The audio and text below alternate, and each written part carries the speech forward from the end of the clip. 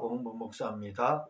어제 시간에 이어서 교회사 밖에서 만나는 교회사 이야기 두 번째 시간으로 이렇게 갖도록 하겠습니다.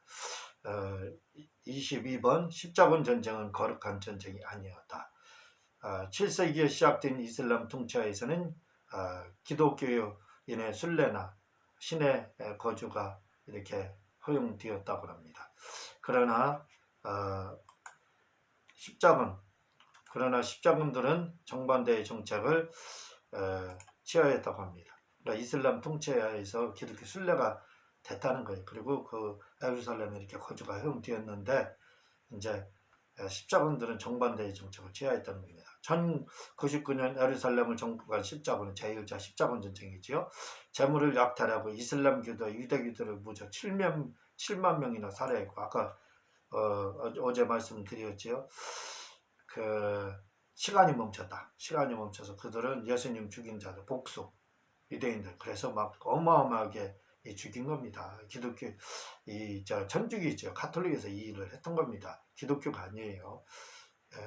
그것을 자랑스럽게 문헌에 남기기도 하였다. 한마디로 십자군 전쟁은 약탈과 침략 전쟁이었던 것이다. 이렇게 십자군 전쟁이 일어난 것은 콘스탄티노플의 비잔틴 황제의 요청 때문이었다고 합니다. 비잔틴 동로마 황제가 이용한 거예요. 정치적으로요. 그는 제국의 영토를 점령하고 있는 셀주크 투르크와의 싸움을 위해 거짓말로 예루살렘 성지에 박해가 일어났다고 하여 교황에게 이렇게 파병을 요청했다고 합니다. 그래서 십자군 전쟁이 일어났다 이렇게 이야기를 하고 있습니다. 23번째 유니버시티는 대학이 아니었다. 베르시타스라는 말은 학생조합인데 이는 오늘날 유니버시티라는 말인데 이 말은 원래는 학생들의 이익을 위한 학생조합들은 단체라는 뜻이라는 거예요. 유니버시티, 대학이라는 말이잖아요. 그런데 그게 아니라 학생조합이라는 말에서 이게 시작된 말이라는 겁니다. 24번째 인민을 위한 정치라는 말은 링컨이 한 말이 아닌 영국의 종교개혁자 존 워클리프가 한 말이다. 링컨이 한 말 중에 유명한 국민을 위한 국민을 위한 정치 이렇게 이거 링컨이 한 말로 하는데 그게 아니라 영국의 존 위클리프 아주 유명한 종교개혁자잖아요. 위클리프는 14세기에 영국에서 활동한 종교개혁자인데 그는 영국 요크셔주 출신이며 옥스퍼드 대학에서 철학을 공부했고 그는 타락한 성직자의 재산을 국가로 몰수했고 그는 말하길 하나님과 사람 사이에는 중재자인 사제는 필요 없다 이렇게 외쳤던 사람입니다. 그는 청빈한 사제단을 결성하여 평신도들에게 성경을 가르쳤고 라틴어 성경을 손수 그의 제자들과 함께 영어 성경으로 이렇게 번역한 사람이고 1384년 12월 그가 죽은 후에 영국 교회는 그를 이단으로 이겨 그의 유골을 불로 태워서 강에 뿌렸고 성경 번역본도 불로 태워졌고 남은 것은 170여 권만 이렇게 남았다고 합니다. 이후에 이단으로 몰렸잖아요. 근데 바로 링컨이 한 말이 이 번역본 머리만에 써져 있었다고 한다. 국민을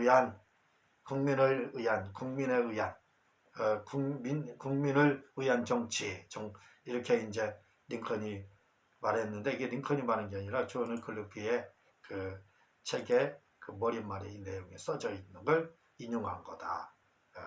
링컨이 인용한 거다. 이 위클리프 이분이 최초로 다 교황은 마귀다. 사탄이다. 이 말을 했던 사람이죠. 자, 25번 코페르니쿠스와 루터의 과학 점수는 코페르니쿠스 전환이 굉장히 중요하잖아요. 하나의 그 우주간의 터닝 포인트가 있었던 그 패러다임의 변화지 있었던 그 이후에 코페르니쿠스의 전환이로 말하잖아요. 태양이 지구가 태양이 지구를 도는 게 아니라 지구가 태양이 도는 거. 천동설, 지동설이 아니라 천동설 최초로 주장했었지. 그는 1473년 폴란드와 프러시아의 중간에 있는 토론이라는 상업도시에서 태어난 천문학자이다. 코페르니쿠스요. 그는 프라우엔 부르크라는 성당에서 참사원 즉 공무원을 일하면서 그리스 이론을 받아들여 지구가 돈다는 결론을 내렸다. 이게 코페르니쿠스 전한 1473년이에요. 그는 1542년 전체의 이전에 관여라는 책을 쓰고도 출판하지 못했는데 이는 가톨릭이 방해해서가 아니라 본인의 소심한 성격 때문이었다고 합니다. 오히려 가톨릭에서는 이 이론을 받아들였지만 당시 종교개혁을 했던 루터는 이 사실을 받아들이지 않았다고 이렇게 합니다. 우리가 알고 있는 거랑 좀 다르네요. 코페르니쿠스 전한 요 천동설 주장을 했는데 가톨릭에서는 받아들였다네요. 근데 오히려 루터가 이걸 받아들이지 않았다는 겁니다. 뭐가 사실인지는 잘 모르겠지만 어쨌든 교회에서 만난 교회에서 이야기하는 이런 내용들이 나옵니다. 26번째 마녀사냥은 마녀가 목적이 아니었다. 13세기에서 16세기까지 유럽에서 페스트와 같은 전염병이 유행했는데 당시 성직자들은 이것이 마녀에 의해 전염된 것으로 믿고 마녀사상을 해 재판했다고 이렇게 합니다. 이 때문에 1404년에 스페인에서 2천만 명에서 600만 명이 마녀로 물려 죽었다고 이렇게 합니다. 당시 마녀들은 아름다운 여자 또는 남자로 나타났다고요. 이들이 많이 종교재판을 받아 죽였다고 합니다. 그러니까 마녀 사냥할 때 죽인 사람들이 누구냐면 미녀예요. 잘생긴 여자다. 마녀의 모습이 아름다운 여자로 나타나고 잘생긴 남자로 나타나고 그래서 엄청나게 이렇게 1404년에 스페인에서 2천만 명에서 600만 명이 마녀로 물려 죽었다 이렇게 말합니다. 전염병 페스트 이게 전염병 퍼뜨렸다 이렇게 누명 쓰여가지고 이렇게 된 거예요. 27번 잔다르크는 마녀였을까? 잔다르크는 1410년대 사람으로 영국과 프랑스의 백년전쟁에서 프랑스를 구한 영웅이다. 백년전쟁 프랑스하고 영국 그때 1410년에서 그때 있었던 일인데요. 그녀는 200명의 군사들을 이끌고 오르레앙을 탈환하였고 샤를로 황태자를 황제에 앉히기도 하였다고 합니다. 그러나 그녀는 작은 전투에서 패배하고 팔리다가 재판에 무디어 마녀와 간통했다 하는 제목으로 화형에 처해 죽었는데 그녀는 죽을 때 오 하나님이여 하며 믿음을 지키다 이렇게 죽었다고 합니다. 그녀가 이렇게 큰 의인이 되지 못했는데 잔다르크 큰 의인이 되지 못했는데 그러니까 억울하게 체험당해서 죽었네요. 그런데 의인이 되지 못했는데 18세기 초 권력을 장악한 나폴레옹에 의해 영웅이 되어 20세기에는 영웅으로 등장하기 시작했다고 합니다. 나폴레옹은 프랑스 민족주의를 굳히시기 위해 잔다르크 영웅으로 이렇게 만들었다고 합니다. 18세기 전에는 잔다르크에 대한 이야기가 별로 이렇게 대중 속으로 알려져 있지 않았다고 합니다. 결국 나폴레옹이 이렇게 영웅으로 프랑스 민족주의를 굳히하기 위해서 만드는 게 바로 잔다르크라는 거예요.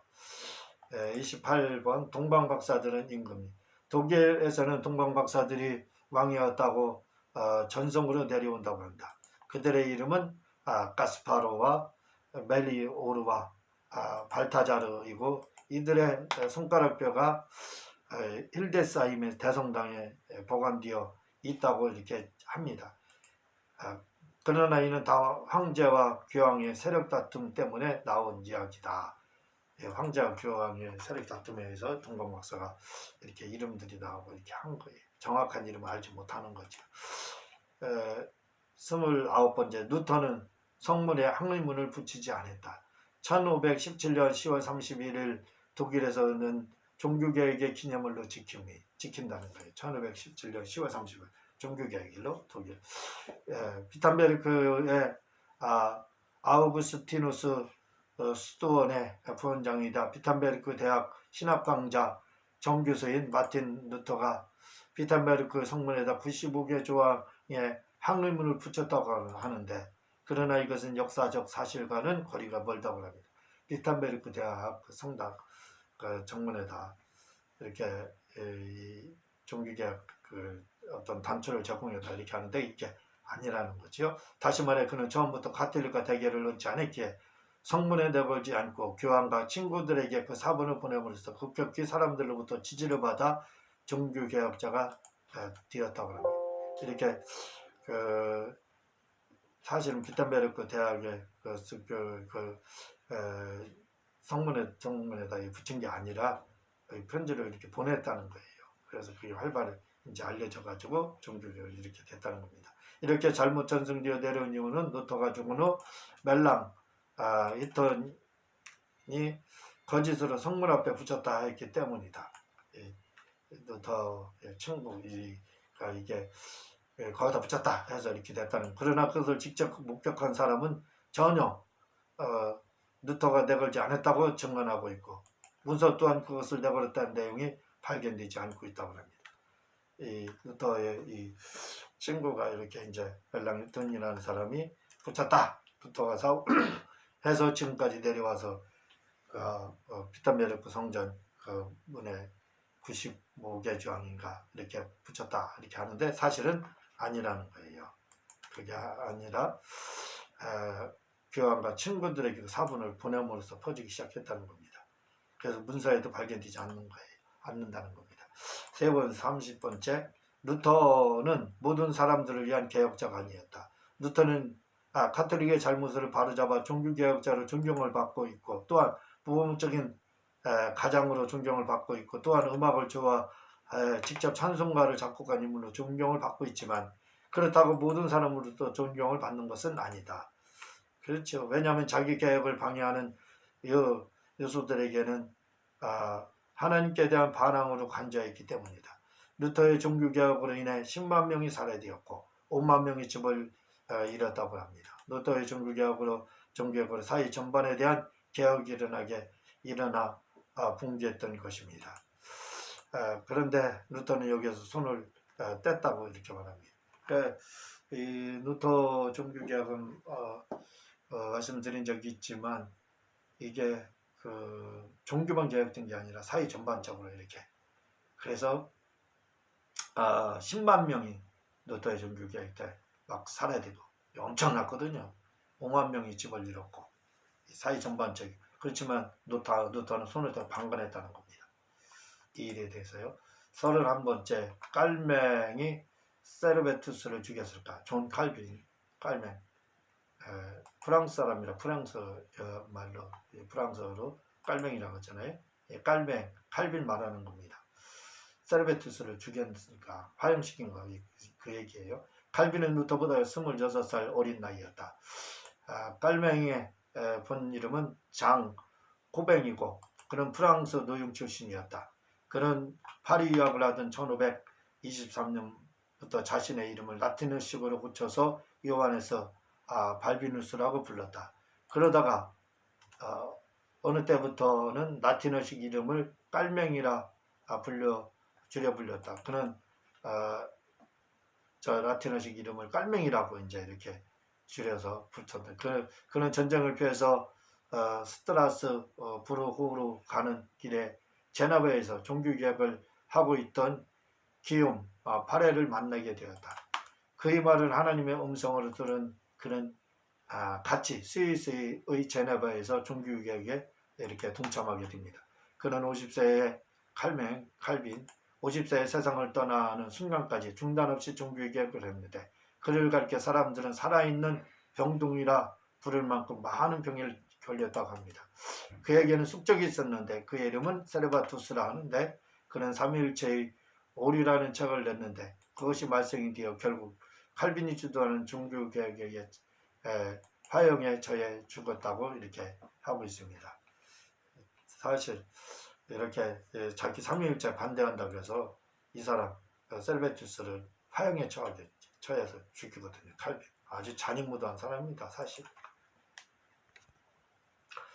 갈릴레오 갈릴레이는 진짜 이단으로 판정받았을까? 그는 갈릴레오 말하죠. 1564년에서 1642년 피사에서 태어났는데 그는 코페르니쿠스의 지동설을 50살이 되어서야 받아들였다고 합니다. 그는 성격이 급했는데 당시 코페르니쿠스의 지동설은 하나의 가설에 지나지 않았다고 합니다. 그래서 교황청도 이를 문제 삼지 않았는데 그런데 갈릴레오는 이를 절대적인 진리로 말하므로 결국 문제가 되기 시작했다고 합니다. 그러니까 코페르니쿠스 전한 요 지동설 요걸 이야기할 때 가톨릭에서는 이걸 아까도 말씀을 언젠가 드렸지만 이게 문제되지 않았다고 그랬잖아요. 왜냐하면 그냥 하나의 가설로 이렇게 말을 했기 때문에. 그런데 갈릴레오는 그는 1633년 이 지동설을 절대적으로 주장함으로써 세 차례의 재판을 받고 코페르니쿠스의 주장을 절대적 진리가 아닌 가설로 받아들이겠다는 서명을 하고 금부형을 받았다고 합니다. 그러니까 이걸 1633년에는 이 가설, 코페르니쿠스가 주장할 때는 가설이었는데 이걸 지동설을 이걸 아주 절대적 진리로 이렇게 이야기를 해서 이제 중기재판 3번을 받고 설득당해서 이제 가설로 이렇게 나도 받아들이겠다 서명을 했다는 겁니다. 그래서 이제 그런데 그가 이렇게 금부형을 받은 이유는 지동설을 주장하지 않겠다 이렇게 금부형을 받은 것이 아니라 법원의 명령에 불복종해 금부형을 받은 것이지 이단이기에 받은 것이 아니라는 것입니다. 이렇게 금부형을 받고 해방되었다고 하는데 이건 이제 그러니까 거기서 코페르니쿠스의 이 지동설을 절대적인 걸 받아들였다가 설득당해 가설이다. 코페르니쿠스하고 똑같이 말을 하게 돼서 금부형 받고 이렇게 사면을 받게 되는데 이 금부형 받은 이유가 지동설 주장에서가 아니라 법원의 명령에 불복종한 거 금부형. 그래서 불복종형 금부형 벌금 낸 거죠. 이렇게. 그래서 그 금부형을 받았다는 겁니다. 그리고 그는 태양이 지구의 중심을 둔다는 지성설을 절대적 진리가 아닌 가설로 계속해서 가르치었다고 하고 있습니다. 들통난 진화론자들의 거짓말. 1856년 라인강의 네안데르탈이라는 물의 채취장에서 네안데르탈인은 후에 재검사해보니 현대인의 관절염에 걸린 것이었고 1868년 크르마뇽 지방에서도 철도 공사를 하다 발견된 크르마뇽 역시 네안데르탈인이 살던 같은 시대 사람으로 현대인과 똑같았다고 합니다. 결코 진화된 것이 아니라. 그러니까 진화하면은 네안데르탈인 또 크르마뇽 이렇게 이야기한다 이거지요. 1856년에 발견됐는데 네안데르탈이 탈에서 발견됐기 때문에 네안데르탈인이고 또 크르마 지방에서 발견됐기 때문에 크르마뇽 인이라고 이렇게 하는데 이들이 똑같은 시대 사람이라는 거예요. 진화된 게 아니라는 거예요. 왜냐하면 관절염 걸린 관절염 환자였다는 겁니다.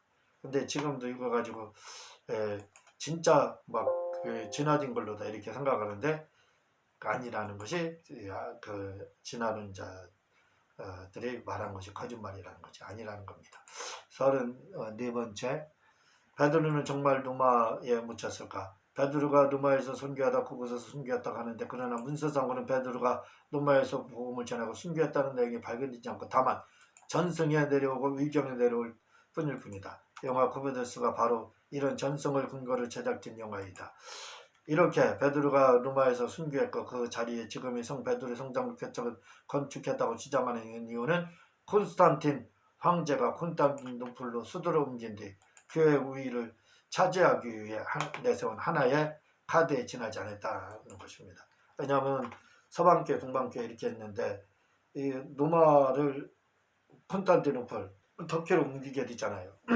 그러다 보니까 이제 교회까지도 중심이 잃게 되니까 잃지 않기 위해서 서방교회, 동방교회의 주도권을 빼앗기지 않기 위해서 서방교회에서 내세운 것이 뭐냐면 베드로가 여기서 순교했다. 그래서 베드로의 뼈가 여기 있다 해가지고 성 베드로 성당을 이제 그거대 건축했다는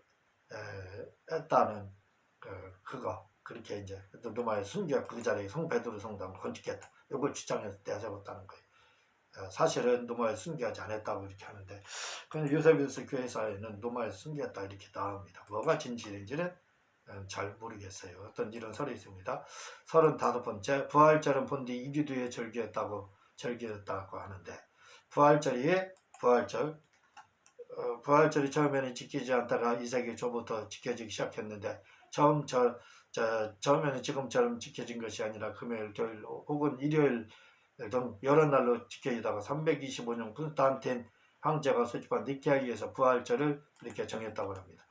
부활절 처음에 지키지 않았죠. 뭐든지 다 이제 2세기 초부터 이렇게 지키기 시작이 하는데 그것도 이제 지금처럼 주일날로 한 게 아니라 금요일, 토요일, 일요일 이렇게 막 그냥 해서 여러 날로 정해지지 않고 지켜지다가 니케아에서 325년에 이제 정하게 됐다는 거죠. 즉 부활절은 춘분 3월 21일경 혹은 이후 처음으로 보름달이 든 다음 첫 번째 일요일에 지켜야 한다는 결정이었다.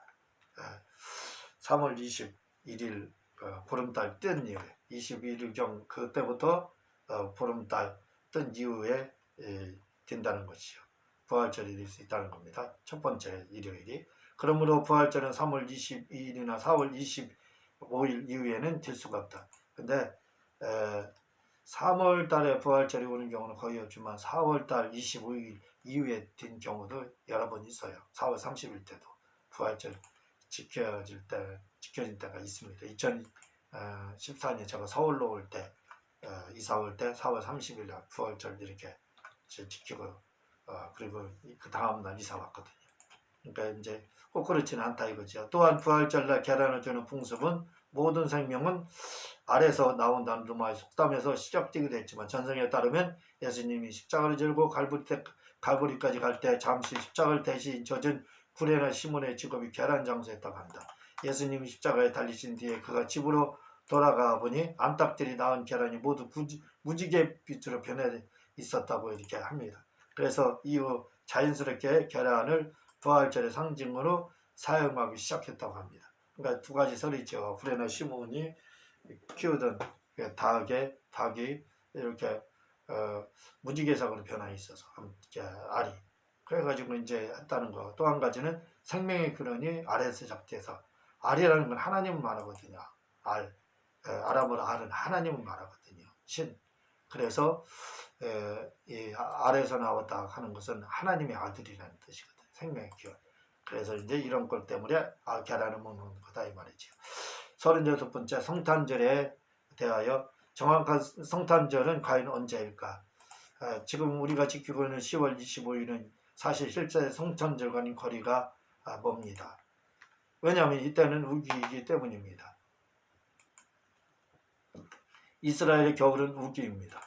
이스라엘 겨울은 우기 그때 이제 비가 오죠. 그러므로 이때는 밖에서 양을 치지 않는다는 겁니다. 누가복음 2장 8절부터 예수님이 태어날 때에는 우기가 아닌 목자들이 양을 치었다는 내용이 나오고 있습니다. 그렇다면 적어도 5월 이후가 예수님의 탄생일이 될 수 있다는 거예요. 이제 10월 말경에 우기가 시작되거든요. 이른비지요. 그래서 이른비, 늦은비 해서 보리를 이른비 온 다음에 심고 늦은비 후에 보리를 거두게 되는 거지요. 그래서 우기 때 농사를 짓는다 이거죠.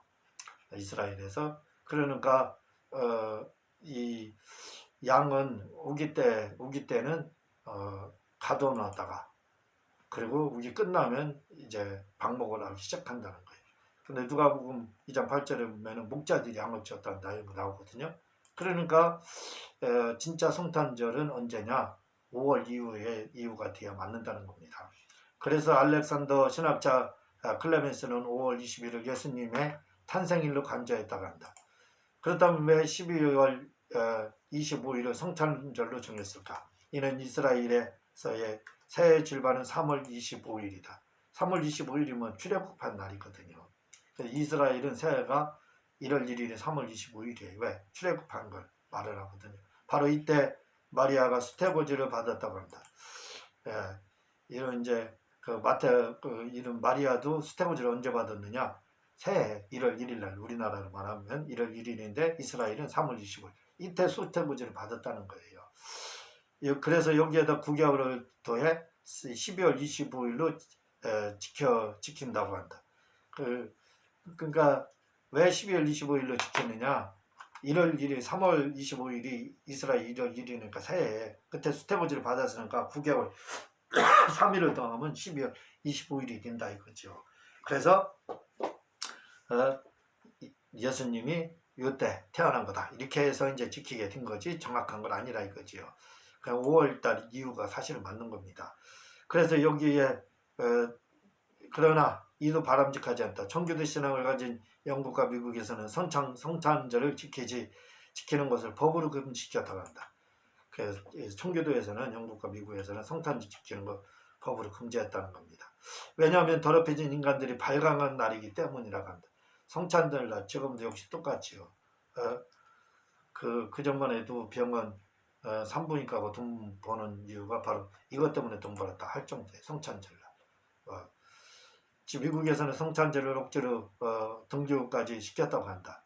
그러나 지금은 성탄절이 이제 그래서 초기에는 발광하는 날이라 억지로 했지만 지금은 이제 지키게 되는 거지. 처음에는 성일을 지키는 것은 이 기도의 풍습이라 기독교는 지키지 않다가 4세기에 들어서 생일잔치가 정해졌다고 한다. 생일을 안 지켰었지요. 예수님의 생일 12월 25일. 그러다가 그 이후에 이제 지켜졌는데 그래서 이때부터 성탄절도 중요시되기 시작했다고 한다. 그 이전에는 생일날이라 해도 잔치가 없었다고 합니다. 생일을 지키지 않는 풍습 초기에 있어서 안 지켰기 때문에 성탄절이 정확한 날짜가 알 수 없었고 또 한 가지 성탄절을 지킨 이후 12월 25일로 한 건 로마의 12월 25일에서는 동짓날이라고 지켜요. 동지가 뭐예요? 그날 해가 짧아지고 가장 해가 짧고 그 다음 해가 짧은 날이죠. 12월 25일이 동짓날이. 그리고 12월 26일부터 해가 길어지는 거죠. 그래서 태양이 밝아지기 시작하는 날이 동짓날이다 해서 동짓날이 중요한 겁니다. 그래서 동짓날 진정한 태양 헬리우스 구원자라고 되어 있거든요. 태양이 헬라어로 헬리우스인데 구원으로 되어 있어요. 진정한 그런 구원자거든요. 예수님이다 해서 12월 25일로 또 이렇게 성탄절을 지켰다는 일화가 또 있습니다.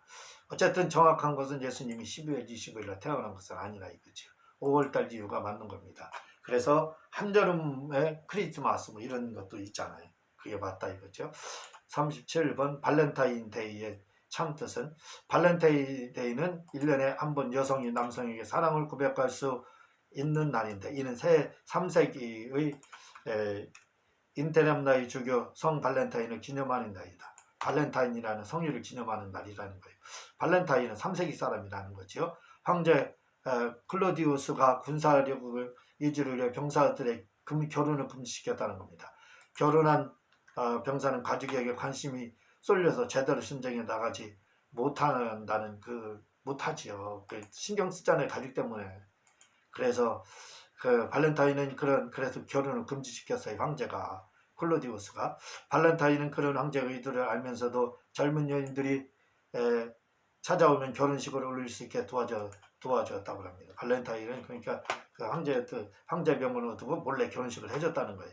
클로디우스 황제는 그 사실을 알고서 발렌타인을 체포하도록 지시했다는 겁니다. 왕궁에 끌려온 발렌타인은 오히려 황제를 개종시키려고 노력하다가 270년 2월 24일에 군봉으로 두들겨 맞고 돌팔매를 당한 후에 목이 베어서 매달리는 거 효소 그리고 순교했다고 합니다. 우리나라에는 발렌타인 날 초콜릿이 팔렸지만 미국에서는 크리스마스 카드와 같은 카드가 많이 팔린다고 이렇게 합니다. 우리나라는 초콜릿 주는 날이잖아요. 초콜릿 데이처럼.